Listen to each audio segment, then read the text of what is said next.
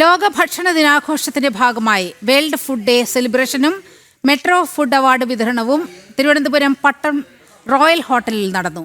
ചടങ്ങിൽ SLK foods happy brand chairman M ഖാലിദിന് life time achievement award നൽകി ആദരിച്ചു. ഭക്ഷ്യ വ്യവസായ രംഗത്ത് ദീർഘകാലം മികവ് തെളിയിച്ചതിനാണ് ബഹുമതി.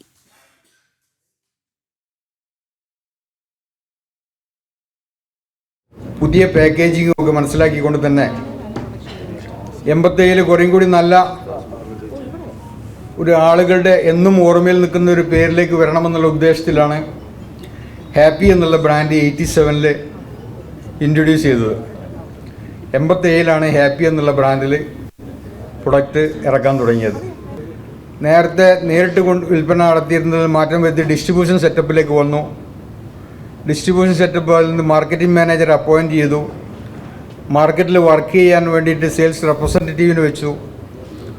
അങ്ങനെ ആ ഡിസ്ട്രിബ്യൂഷൻ ലൈനിലേക്ക് കേരളത്തിലൊട്ടാകെ മാർക്കറ്റ് ചെയ്യാൻ വേണ്ടി ഡിസ്ട്രിബ്യൂട്ടർക്ക് സാധനം കൊടുത്തിട്ട് റീഡിസ്ട്രിബ്യൂഷൻ ചെയ്യുന്ന രീതിയിലേക്ക് മാർക്കറ്റിംഗ് സെറ്റപ്പ് മൊത്തം മാറ്റി.